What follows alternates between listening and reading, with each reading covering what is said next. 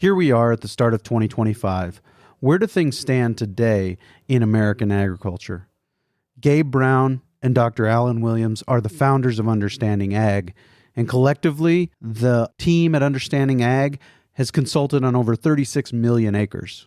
What have they learned about where we're at in agriculture today as a whole in America? It was 183 degrees. Now, I don't know about you, Clay, or you, Gabe, but I don't cook my meat to 183 degrees. I consider it burned and ruined at that. If we are heating our soil up to that, what are we doing? We are literally, not figurative, but literally cooking our soil. So think of what that does for evaporation. You're not in a drought. You just have a non-functioning water cycle. Quite honestly, we can repair that rather rapidly. We're going to discuss that and how do we start to repair this broken water cycle with Gabe Brown and Dr. Alan Williams today on the Working Cows Podcast. Welcome to the podcast that gives producers a platform to discuss and share paradigm-challenging practices. Practices that have increased the effectiveness of their operation and the joy that their families have received from this lifestyle.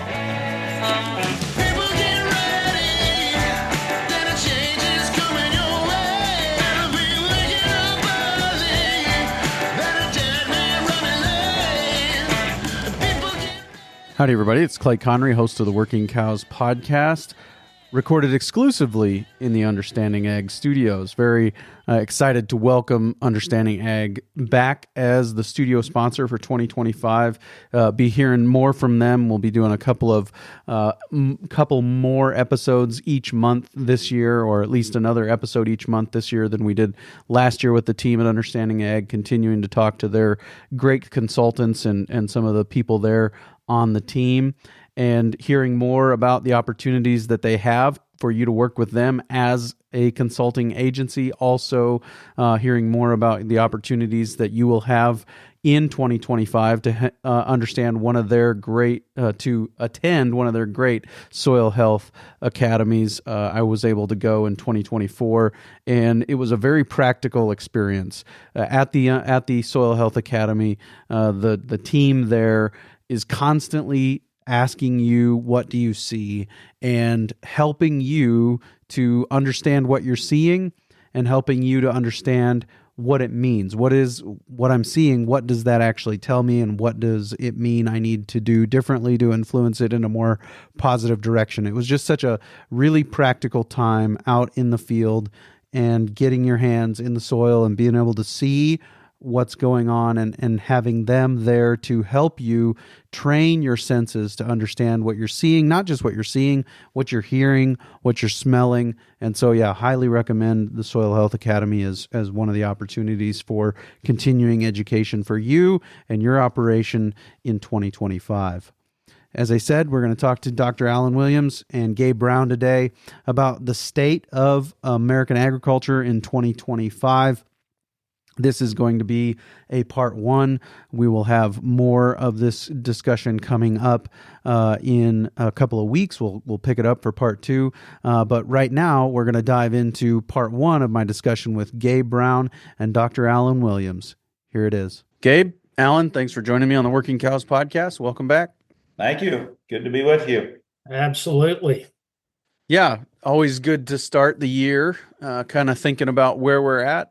Where are we as an industry? Where is ag as a whole? Where is regenerative agriculture? And kind of what are some of the things that we need to pay attention to in the coming year? So I'll just kind of turn it over to you guys for a little bit and kind of get a sense of where you think we're at in agriculture and regenerative ag. Well, thank you, Clay. There's been so much that has happened here over the last several years, and even over the last year. Obviously, one of the things is we're looking at a change in administration, and that's certainly going to have some impacts. We have a lot of new knowledge, that things that we have discovered over the last several years, and even in the last year, that are also going to have a major impact as we move forward. Farm economics, ranch economics have been very challenging. It's getting more and more difficult for farmers, ranchers, growers to be able to pencil out really reasonable net profits in their operations. Input costs have risen dramatically over the last 5 years. And COVID seemed to really heighten that, but it hasn't really eased up much, since the pandemic. So we're seeing an ongoing increase in input cost, but at the same time, we are not seeing in many of our ag commodities, a rise in price, a rise in value, particularly on the commodity side of things. So that brings increasing pressure. Interestingly enough, over the last 3 to 4 years, we have seen record highs and near record highs in the beef cattle sector. And yet, in spite of that, we have many, many ranchers that are barely eking out a net profit, or they're not doing that at all. And we're actually seeing more ranchers that are going out of business. Then some of the other challenges that we've had over the last 3 to 4 years have been weather related. We have seen ever increasing and encroaching drought across the breadth and depth of North America, spreading from west to east. And I still remember just a month ago looking at the U.S. drought monitor, and more than 3/4 of the U.S. from west to east, was under anywhere from a D1 to D4 drought in November. So that has really not eased up. But on the flip side, when we do get rain, those rainfall events tend to be more sudden and more severe. So they're creating flooding. And we have this conundrum where we can't infiltrate water very well across the breadth and depth of our landscape in North America. And so if we're getting too much moisture, that's a problem because it's running off very rapidly and creating flooding and erosion. Or if it's not raining, we've got no moisture retained in our soil. So everybody is experiencing drought conditions much quicker. And that is leading to wind erosion. So we're seeing a combination, and it's a rather deadly combination of both wind and water erosion. And over the last 3 years, we have actually seen in the exact same area wind and water erosion literally within days of each other. And that just simply should not happen. So there's many other things that we can mention, and I'm going to ask Gabe to chime in here as well. But to me, those are some of the major things that we have seen that have been challenges to us. Yeah, I'd just like to add a bit to what Alan talked about with the challenging weather conditions, and realize that the majority of those are actually man-made. They're the result of our practices on a landscape.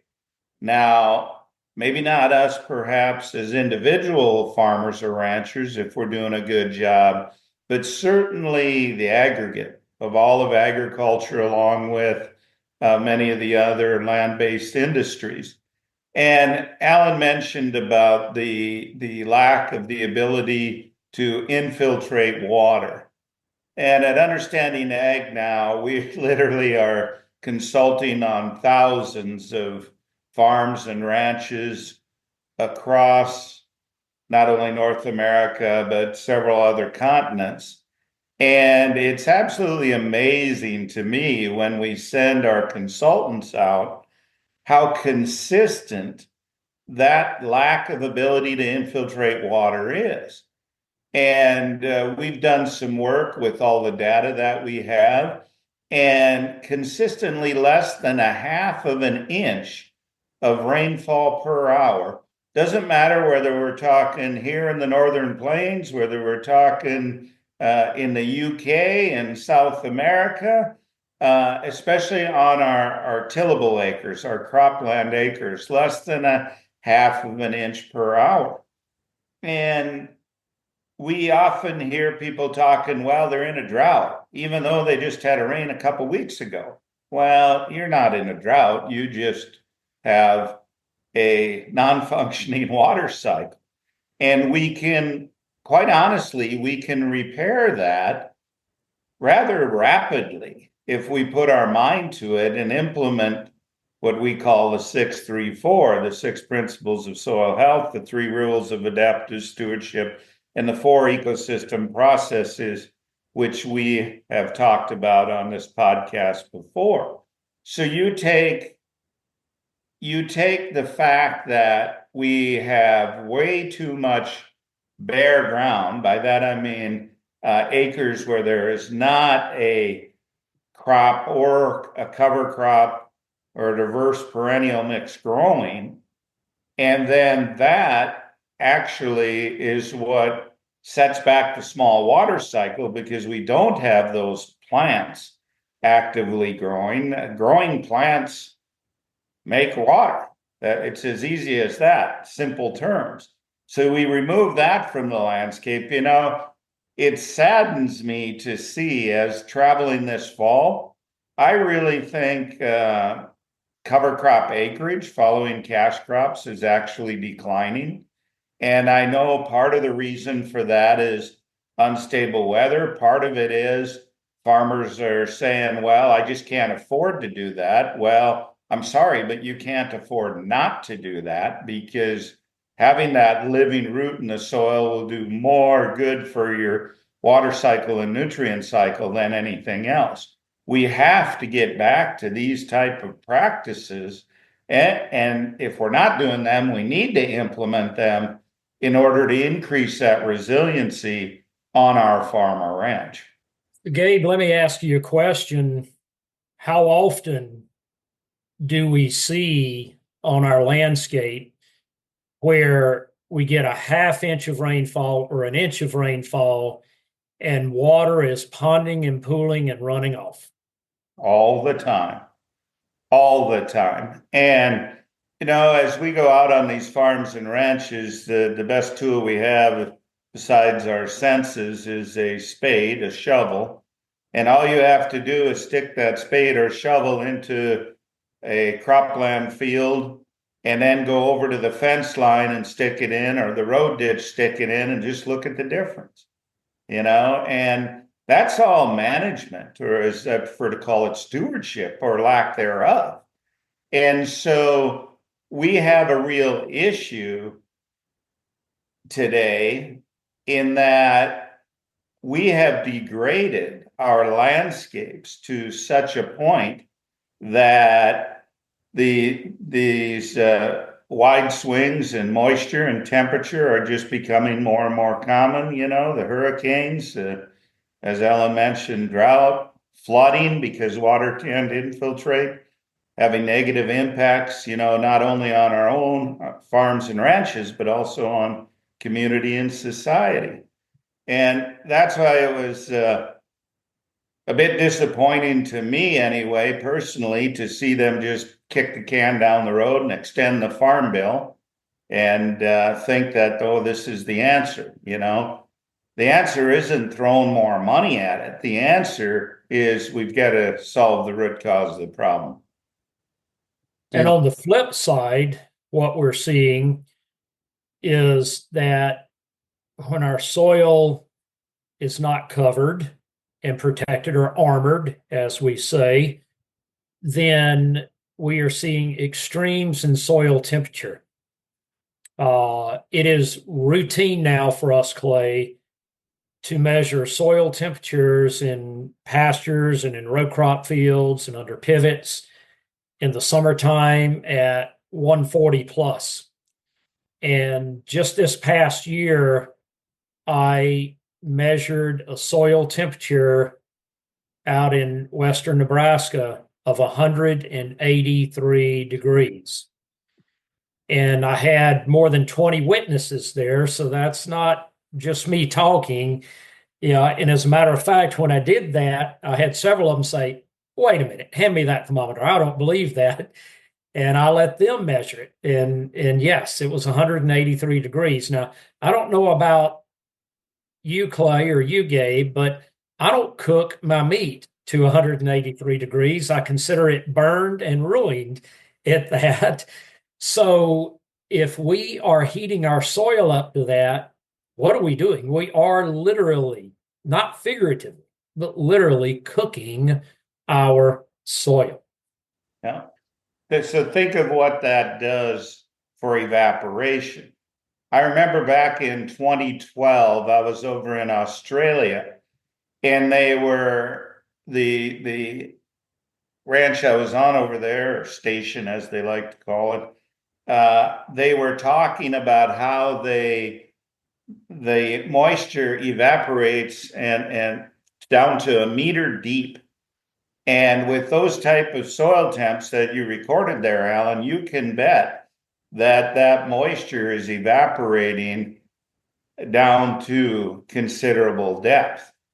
And then you look at the compounding negative ramifications of that, and just so happens right before we came on this podcast, I was reading an email from a client of ours in California who was saying in the last year, land prices have dropped from where they're at, and they're in the Central Valley, from 40,000 an acre to less than 12,000 in 1 year. And that's solely because of the challenges with water in the Central Valley of California. And we're seeing that not only in California, we're seeing it in western Nebraska, Kansas, eastern Colorado, western Texas, etc. Water is becoming a major issue, and you have to ask yourself, will that water end up going to the cities, or will it end up going for agricultural use? And what are the ramifications of that on food supply, etc.? I think it's a safe bet to say that water will go to the place with the most money and the most votes, which is probably not the agricultural sector. Yeah, I think you're right, Clay. I think you're right. But think of this, think of all these compounding negative effects.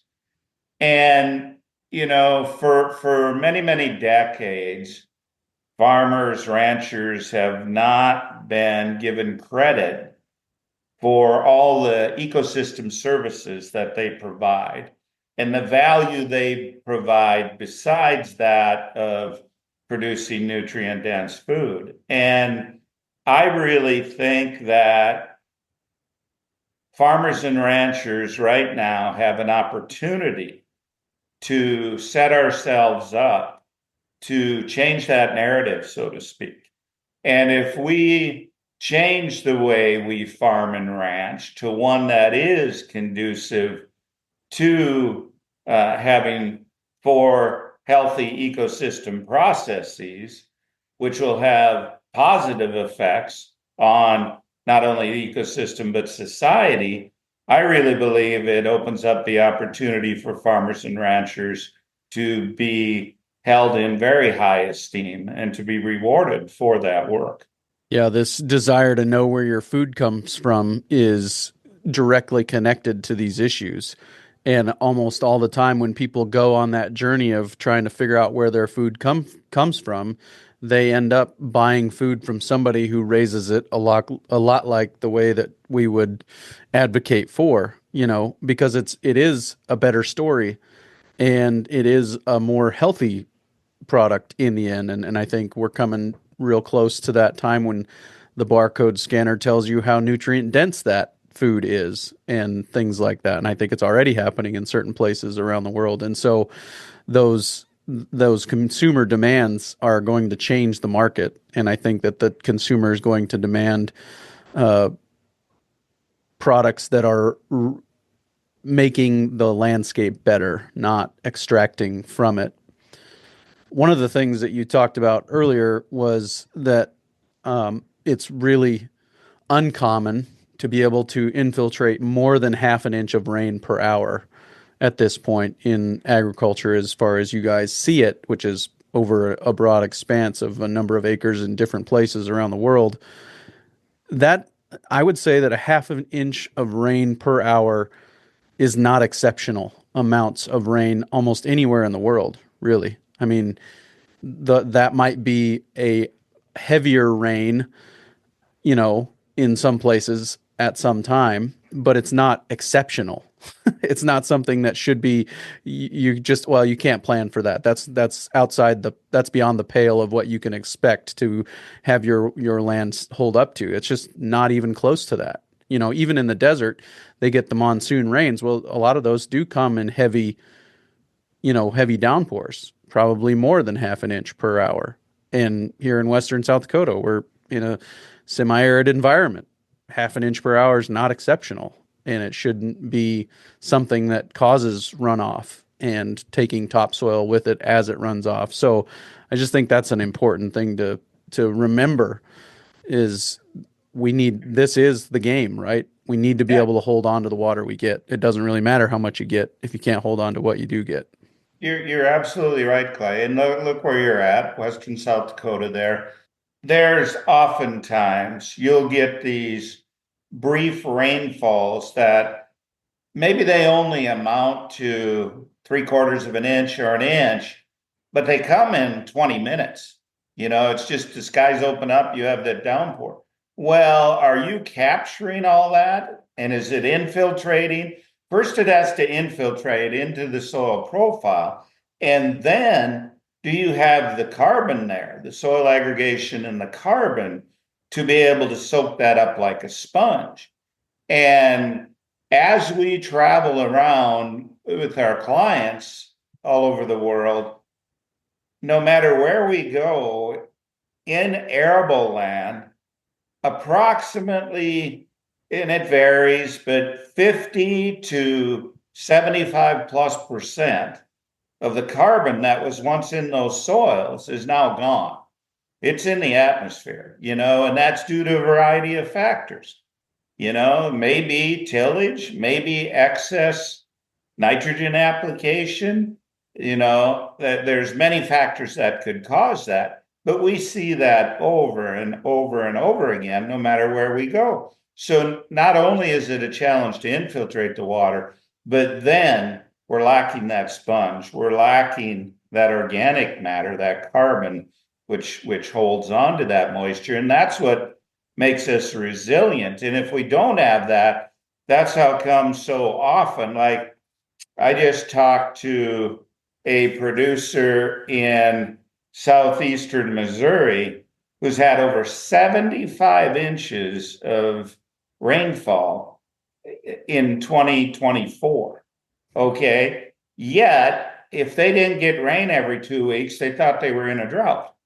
Okay. The challenge is you have to be able to infiltrate it. You have to have the carbon to hold on to it to give you that resilience. Let's take a quick break and hear a word from our sponsor today, Understanding Ag. Understanding Ag has a team of farmer rancher experts on their team that have been there and done that on their own operation. They have made the regenerative shift. They have walked the regenerative path. They are walking the regenerative path, and they can come to your place and help you understand where you're at and how to get to the next step to be successful on your operation from a regenerative perspective. They can help you figure out how to fix a broken water cycle.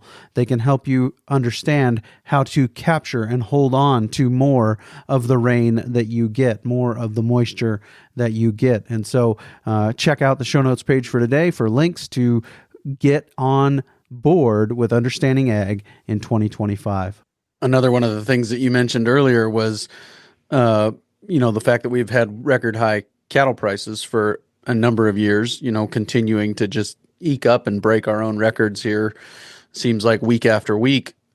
But when was the last time, according to the data of people like Harlan Hughes and others, that it cost less to raise a calf than it did the year before? And I think the same can be said on the crop side when we have record high corn and soybean prices, as we did recently in the past. When was the last time it cost less to raise an acre of corn this year than it did last year? And I think that those monies keep ending up in the agricultural business sector's pockets.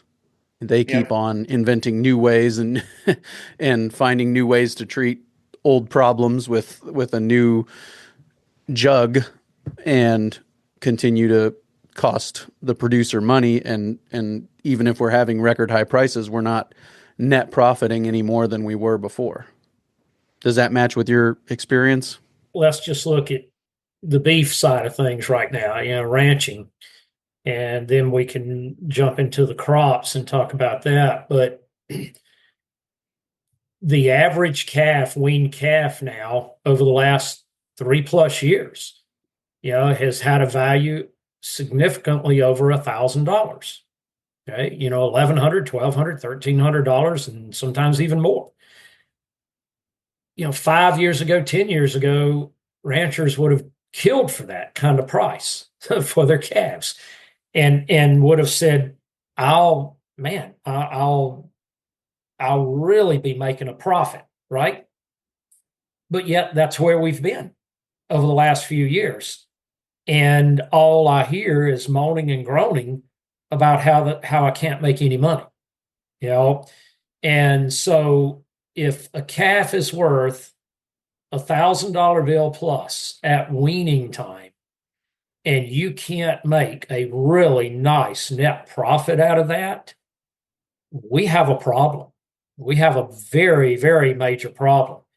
And if you look at the average cost for producing a calf now, the average cost for a cow on a ranch, it is $900+ a year.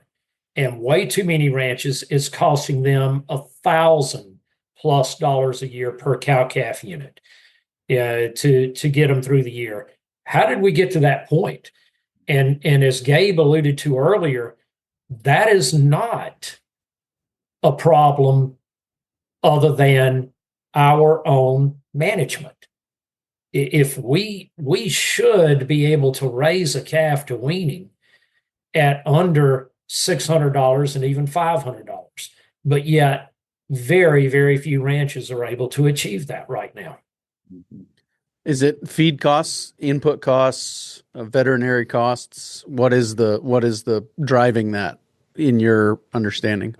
Well, yes, and yes. And when years ago, when I was still at the university, for almost 15 years, I ran annual IRM SPA data, where we analyze both production and economic data off of hundreds of ranches.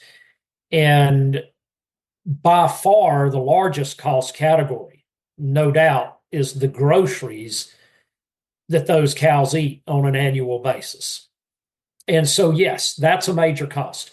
The most profitable ranches year in and year out were holding that cost in groceries, and that includes the pasture as well, and then all the supplemental feed stuff, hay, everything else. They were holding that cost to 62% or under. Okay. But the problem is that the vast majority were somewhere between 73% and 85% of their total cow cost, being in feed, supplement, hay, and the grass that those animals are eating on an annual basis. So that is the biggest cost category. But the second biggest cost category by far was what I always refer to as heavy metal. The vast majority of ranches have way too much heavy metal, meaning they have too many tractors, balers, rakes, mowers, 1-ton dualies, gooseneck trailers, you keep naming it, right? And they're over-equipmented. And those are things, in the words of the late but great Dr. Gordon Hazard, who refused. He said, I don't want to own anything that rusts and depreciates. And so he truly minimized that. But yet he made literally millions of dollars in the stocker business. So we now have to rethink that. But we get talked into thinking we've got to be doing our own hay. We've got to have a tractor for everything that we do to hook up to every individual piece of equipment that we have, because by golly, we can't be changing tractors with equipment, right? And we've got to have the fancy 1-ton dualies and the best gooseneck trailer, the best squeeze chute. So we get talked into all of those types of things. And then the third cost category is, what I'll call the supplement and vet med. So, the minerals, all of the other supplementations, the protein tubs, you name it. And then, yes, the vet med cost. And that includes parasiticides, insecticides, all of that. So those are the three principal cost categories that we see. But then the fourth, and Bert Teichert would very quickly, talk about this one, is FTE, full-time equivalent personnel per 100 head of cows. And the vast majority of both beef ranches, dairy farms, things like that now have way too many FTEs per number of cows. So when we want to talk about the major cost categories in a livestock production, those are the major cost categories. And just think about how many of those cost categories you just mentioned are in some way solved by a reasonable calving date and a reasonable rotation of your cattle. If you moved your cattle a reasonable number of times per week and calved at a reasonable time of the year, how many of those cost categories would be almost completely eliminated? All of them. All of them. You would be able to significantly better control every single one of the cost categories that I just listed. It's a self-licking ice cream cone. I've got the equipment, so I need to find a reason to use it, or a codependent relationship. I have these cows that need me and I need to be needed, and it continues to mean that even with record high prices, we just barely break even. Clay, I look back on that and think back the years that every day I started a loader tractor, and then I started a tractor that the feeder wagon was hooked up to. And, we can get a little cool here in the Northern Plains, so they were plugged in for several hours each night, and then they were out running, and every day, did that every day during the winter. And when I finally made the switch and light bulb turned on, and I thought, this is ridiculous, and I got rid of that and let cows be cows and go out and graze, the profit increased not just a little bit, significantly. And that's when I really saw the turnaround to a profitable operation. The other thing, though, I'd like to add to what Alan said, though, is it absolutely amazes me how few producers, it doesn't matter whether we're talking crops or livestock, truly know their cost of production, truly keep track and have the means to separate and do enterprise analysis on each of the specific crops or livestock enterprises. That is something that is sorely lacking from most farms and ranches. And how do you know what you need? How do you know what you can afford to sell your production at if you don't know the cost of production? You can't. If I may, Clay, Alan talked about livestock. I mentioned earlier about the farm program, and I fully understand who our audience is here and that I may ruffle a few feathers, but it wouldn't be me if I didn't. But just how ridiculous the federal farm program is, most Monday mornings, I'm on the plane out of Bismarck, and oftentimes our two North Dakota U.S. senators are sitting across the aisle from me, and I've given them an earful so much about the farm program, they totally ignore me now. But why continue a program which is based on simply more and more production to drive the prices lower and lower because we're overproducing these commodities? And then next year's crop insurance will be based off of those low prices because we produced more and more. How absolutely ridiculous is that? How can anybody except, the fertilizer industry, the chemical industry, the industries that rely on those specific commodities, such as ethanol or some of the big agro-industrial complexes, how can anybody think that's a good idea? It's simply a flawed model that we need to move away from. Yet nobody, it appears, is willing to take the bull by the horns and say, we got to scrap that whole thing. Why? Because there's so many jobs and that are relying on that now. Even look at the grain growing associations themselves, the corn growers, wheat growers, barley growers, list goes on and on. They get paid per bushel, okay? Has nothing to do with profit for the farmer, it's per bushel. So we are told as farmers, we have to produce more and more to feed the world.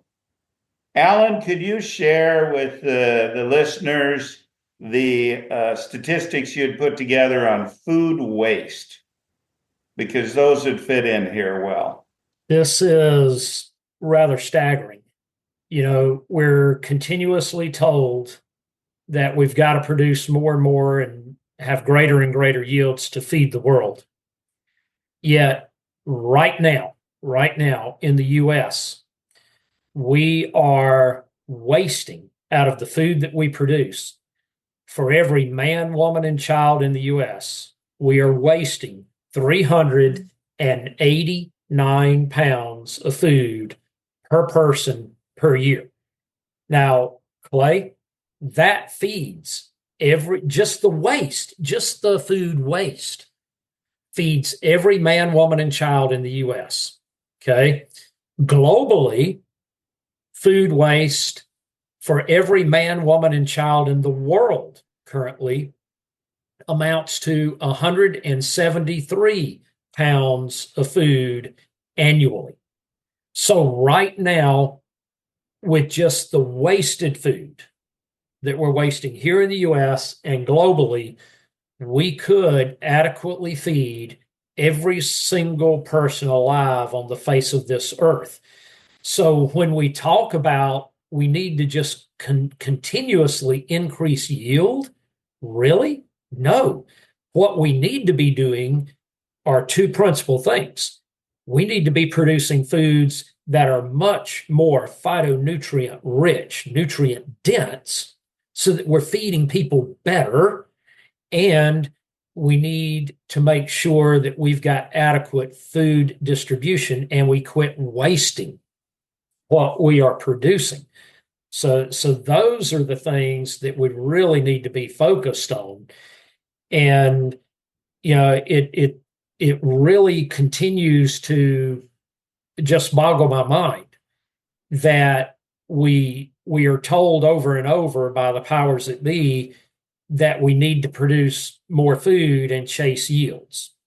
And by the way, if you look at the last 15 years of USDA ERS crop yield data, you look at the three major crops in the U.S., corn, soybeans, and wheat.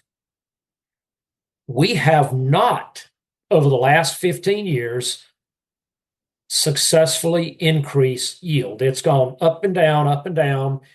And the average yield nationwide for all three of those over the last 15 years has remained very static. So, in spite of all of the so-called developments from the new amendments, the new fertilizers, the precision ag, all the technologies, everything else, not any of that has succeeded in truly and consistently increasing our yields. Rather, what we have succeeded at over the last 15 years is further degrading our soils, further reducing nutrient density in the foods that we are producing, and further reducing our ability to be resilient. Just think about the change that would be driven in the agricultural industry if the commodity groups checkoff dollars came per unit of profit rather than per unit sold. Like you get a cut of the profit from the ranch rather than you just get $1 every time somebody sells a calf or a bushel of corn. Just think about the difference that the change that would drive in the industry. I mean, that's a paradigm challenging idea to think about the fact that, oh, they just get paid per bushel. So their interest is in raising more bushels and who cares how we do it? That's exactly right, Clay. And you look at how are most planting decisions made? What are the factors that are taken into account? Number one, by far, is revenue insurance. How many dollars can they generate, be guaranteed from revenue insurance? Now, there's a lot of reasons for that. One being that the majority of farmers have to take out operating loans in order to buy inputs. And so the lending institutions require them to take part in the federal farm program. But we need to understand that most of the dollars from this government support does not go into farmers and ranchers' pockets. It goes straight to landowners, input suppliers. We have a client that I was working with earlier this year. When they came to us, they were paying $600 an acre cash rent annually, $600 an acre. And I'm like, how does that make any sense? Corn currently somewhere around $4. That means 150 bushels an acre just to pay your rent. Come on. That just makes no sense at all. Yet we see it over and over again. And that's one of the many unintended consequences from a flawed farm program, is that it's not supporting our rural communities by any means. It's not supporting the farmers and ranchers, right? It's supporting others outside of our communities. So, Gabe, how long have we had incentive programs? Long time, yeah. And how much have any of those moved the needle? None. And it doesn't matter whether we're talking incentive programs from FSA or incentive programs from, for instance, NRCS to do a practice. We know, historically speaking, adoption rates, once you remove that incentive, 12 to 14%. Long term, historically speaking, that's not wise use of taxpayer dollars. I'd be willing to bet you $1 to a donut that most of those 12 to 14% were already doing it before the incentive, before they enrolled, or were going to do it anyways. You're exactly right, Clay.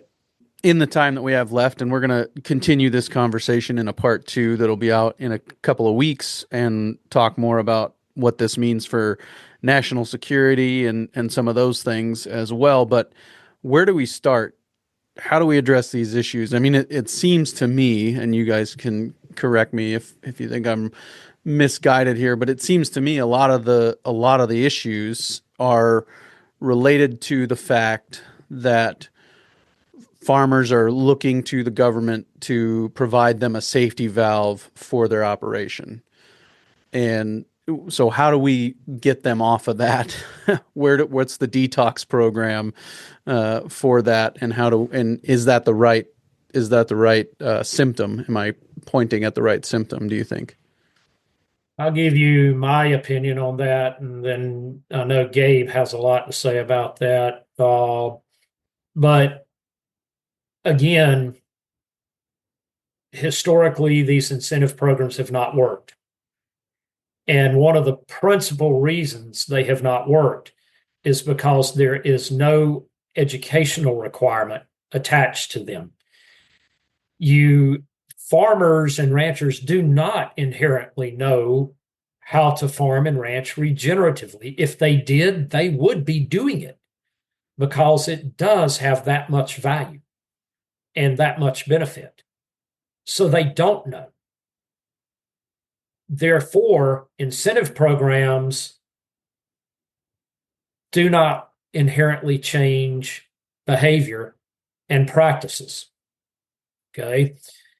So if we want to really change this, what we need to do is, if we're going to have incentive programs, then there must be an educational requirement attached to that.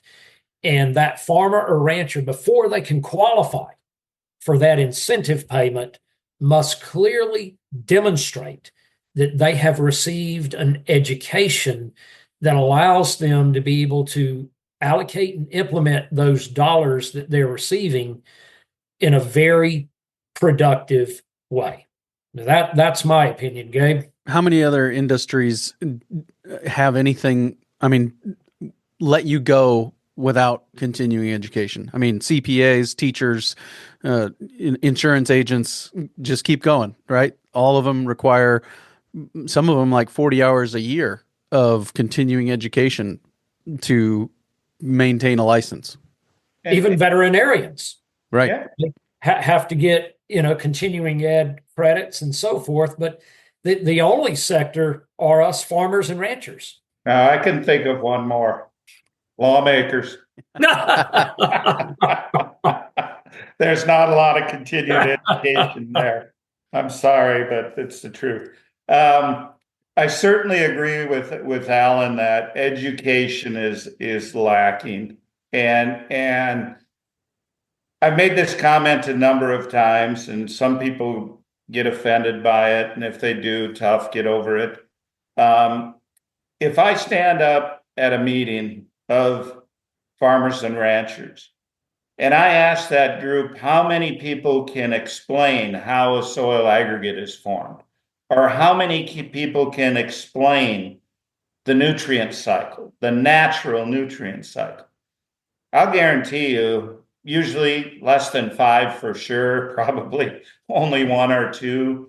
And yet that farm or ranch's profitability hinges on them knowing how to produce an aggregate, how to capture solar energy. The only form of true wealth-making ability we have is solar energy. It doesn't cost us, okay? Yet they don't understand this. And we have gotten so far out of line with this current farm program that it's become, and I'm going to catch static, Clay, I'm stirring the pot today for you, buddy, but it's become an entitlement. And Alan touched on it there when he said, and you said that we need to have the education that goes along with it. And everybody appears to think that they have the right to farm or ranch. No, it shouldn't be that way. It just shouldn't be that way. Instead, we're propping up oftentimes poor production practices that are leading us down a path of degradation, quite frankly. Now, I have to say, I'm all for personal property rights. I don't think we should be forced into doing something. But and having us do things against our will. But in saying that, why do many farmers and ranchers believe that it's the taxpayers' responsibility to keep them on that farm or ranch? Now, if they think that, they need to walk into their bathroom, look in the mirror. There's their problem. Okay? It's not our urban cousins, so to speak. They shouldn't have to write the check to subsidize our farm or ranch. And this gets back to, well, farmers and ranchers think they're feeding the world. I challenge you today, how much of what's being produced on the majority of farms and ranches is really going for human food consumption? Well, I mean, how much of it is able to be eaten without massive amounts of processing? I mean, aside from the fact that most of it needs to be cleaned from all the pesticides, but how much of it can be eaten right now without a huge amount of processing? Soybean, corn, wheat, all going to require processing. Well, and even look at the corn crop in the U.S. What percentage of the corn crop goes directly for human consumption? Less than 3%. Okay. And when you do raise corn for human consumption, you don't sell it for $4 a bushel, you sell it for $15 a pound. Yeah. I mean, popcorn, bloody red butcher corn, people are looking for exotic corn meals to make better tortillas or whatever, and they'll pay for it. And I mean, the solution is there. It's in front of everyone. It's available. And I think the demand is there. Obviously, the demand is there, or you wouldn't be able to charge those kinds of prices, right? I mean, economics 101, supply and demand. If you have more demand than you have supply, the prices go up. So obviously the demand is there, and the demand is there for a lot of people to make good money and still have more room for people to join in the industry. So I think there's opportunity. Just do the people want to take it, right? Yeah. Yeah. And ironically, the majority of farmers and ranchers in the U.S. today eat nothing that they grow or raise on their farm. Row crop farmers aren't sitting down to a plate of field corn for dinner. They're not sitting down to a bowl of soybeans for dinner. Even the vast majority of ranchers no longer are fattening a steer or a heifer to harvest to feed their own family. They're going to the grocery store and buying their beef like the average consumer. Most farmers and ranchers aren't even growing their own garden anymore, but yet they're consistently making the statement that I'm contributing to feeding the world, but they're not even feeding their own family. They're buying all of their food from the store or from restaurants and eating fast food as much as any other consumer out there is. And to me, that's hugely ironic. And when they say, oh, I'm producing nutritious, very flavorful food, well, how in the heck do you know? You're not eating any of it. So, that's a problem. If you won't eat your own production, why in the world do you think a consumer should buy and eat that? I have to mention this, and it's going to get me in trouble, but I really don't care. One of my flights out of Bismarck, I'm sitting next to our state ag commissioner, and he was flying off to a foreign country on a trade deal. And I had to let him know what I thought of shipping wheat from North Dakota to an African country. How does that make any sense economically, ecologically, from a profit standpoint for the farm or ranch? Because they're not being paid anymore because it's being shipped to Africa. They're getting the same amount as any wheat that stays local. We've morphed into this production model in agriculture that it just does not make sense from so many reasons. for so many reasons in so many different ways. And we need to change that. Absolutely. Absolutely. Well, like I said, we'll pick this conversation up for a part 2 here, and people will be able to check that out as well in a couple of weeks. But for now, gentlemen, I wanted to say thank you for joining me. Thanks for your time today. Thank you, Clay. Thank you, Clay. Really appreciate it. As always, very good stuff there with Gabe and Alan. Very excited to be able to discuss next week on the Working Cows podcast with TJ Ellicott from the Wine Glass Ranch. We're going to talk to him about the process that they've gone through over the last number of years, really decades, for developing these wine glass easy keepers. And they will be selling the heart of that herd, the good running age cows out of that herd in Oglala, Nebraska at the end of March 2025, and we're going to talk to them about how you can get your hands on these wine glass easy keepers. So encourage you to check that out next week on the Working Cows podcast. We'll see you again real soon with another episode.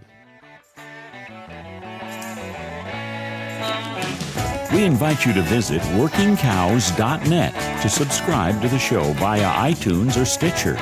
You'll also find detailed show notes pages, resources from our guests, and the industry leaders who have influenced them. For more ideas on putting your cows to work for you in a more profitable way, tune in next week.